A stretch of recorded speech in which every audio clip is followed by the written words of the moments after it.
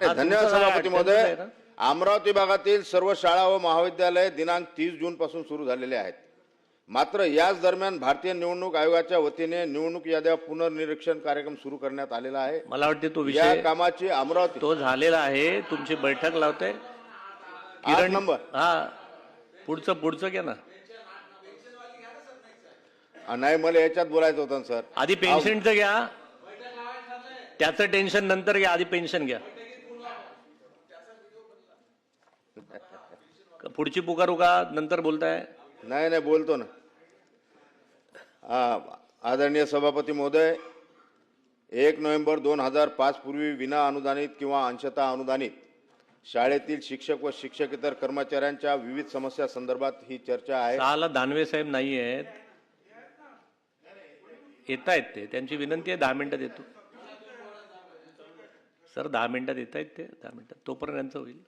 सन्मान्य सभापती महोदय, 1 नोव्हेंबर 2005 पूर्वी विना अनुदानित किंवा अंशतः अनुदानित शाळेतील शिक्षक शिक्षकेतर कर्मचाऱ्यांच्या विविध समस्या संदर्भात ही चर्चा या ठिकाणी आहे.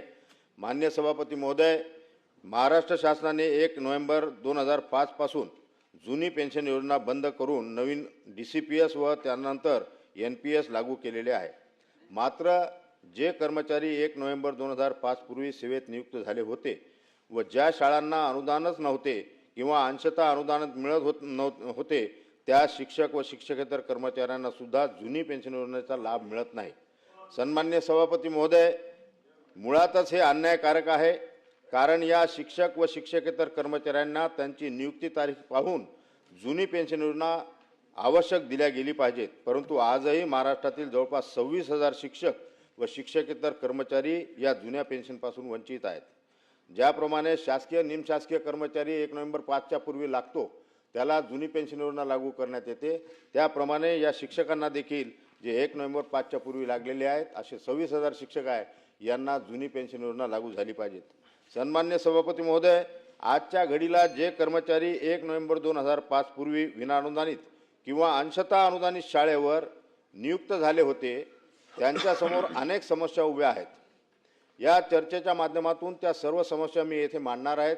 सन्मान्य सभापती महोदय, 1 नोव्हेंबर 2005 पूर्वी नियुक्त विना व अंशतः अनुदानित शिक्षक व शिक्षकेतर कर्मचाऱ्यांना भविष्य निर्वाह निधी किंवा NPSची कोणतीही सुविधा नाही.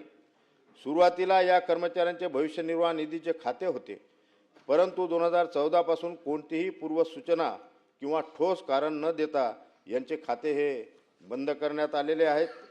या कर्मचाऱ्यांची नियुक्ती 2005 पूर्वी असल्याने त्यांना NPS सुरू करता येत नाही.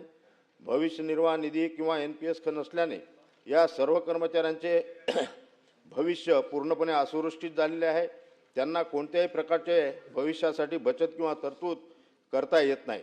सन्मान्य सभापती महोदय, 1 नोव्हेंबर 2005 पूर्वी नियुक्त कर्मचाऱ्यांचे भविष्य निर्वाह निधी किंवा NPS खाते नसल्याने या कर्मचाऱ्यांना 7वा वेतन आयोगाचे हप्ते देखील अजूनपर्यंत मिळाले नाहीत. सन्मान्य सभापती महोदय, ही बाब अत्यंत अनाकलनीय आहे. कारण 7वा वेतन आयोग प्रलंबित हप्ते GPF किंवा NPS खाते असणे नसणे याचा कुठलाही संबंध नाही. त्यामुळे या कर्मचाऱ्यांना तात्काळ 7वा वेतन आयोगाचे हप्ते अदा करणे आवश्यक आहेत. ते आपण या चर्चेच्या माध्यमातून देण्याचं या ठिकाणी कबूल करा. मान्य सभापती महोदय, 1 नोव्हेंबर 2005 पूर्वी विना किंवा अंशतः अनुदानित शाळेत नियुक्त शिक्षक व शिक्षकेतर कर्मचारी जे दुर्दैवाने मयत झाले आहेत त्यांच्या कुटुंबांना फॅमिली पेन्शन मिळालेली नाही, तसेच त्यांचे NPS नाही व कुठलीही बचत नाही. त्यामुळे आज त्यांचे कुटुंब उघड्यावर आलेले आहेत. तशा कुटुंबावर उपासमारीची वेळ आलेली आहे. त्यामुळे मान्य सभापती महोदय, सध्या सेवेत असलेल्या कर्मचारी यांचे भविष्य निर्वाह निधीचे खाते अचानकपणे बंद केल्याने आर्थिक नियोजन विस्कळीत झाले आहे. महाराष्ट्रात जसे जवळपास 26,000 कर्मचारी आहेत त्यांचे खाते बंद झाल्यामुळे GPFचा कुठलाही हिशोब नाही किंवा त्यांना ते पैसे सुद्धा काढता येत नाही. सन्मान्य सभापती महोदय, माझा तिसरा शेवटचा प्रश्न आहे की सभापती महोदय, या कर्मचाऱ्यांना जुन्या पेन्शनचे प्रकरण मान्य सर्वोच्च न्यायालयात प्रविष्ट आहेत. मान्य सभापती महोदय, जर यांना जुनी पेन्शन योजना लागू झाली नाही तर ते कर्मचारी सेवेत असताना चांगला पगार घ्यायचे, ते निवृत्तीनंतर मोलमजूर बनणार आहेत या कारणाने त्यांची जीवनशैली एकदमच खालावणार आहे. महाराष्ट्र शासनाच्या वतीने सर्वोच्च न्यायालयात प्रतिज्ञापत्र सादर केले पण त्यात काय आहे ते आणखीनही उघड झालेलं नाही आहे. शासनाने या कर्मचाऱ्यांची बिकट अवस्था पाहता काहीतरी योग्य निर्णय घेणे आवश्यक आहेत. मान्य सभापती महोदय, मयत कर्मचाऱ्यांच्या कुटुंबांना कुटुंब निवृत्ती योजना लागू करून हे गरजेचे आहेत. इतर कर्मचाऱ्यांना जुनी पेन्शन योजना लागू आवश्यक आहे. त्यामुळे या चर्चेद्वारे मी शासनात विनंती करतो की 1 नोव्हेंबर 2005 पूर्वी किंवा अंशतः अनुदानित शाळेतील शिक्षक शिक्षकेतर कर्मचाऱ्यांना भविष्यातील आर्थिक सुरक्षेसाठी शासनाकडून तरतूद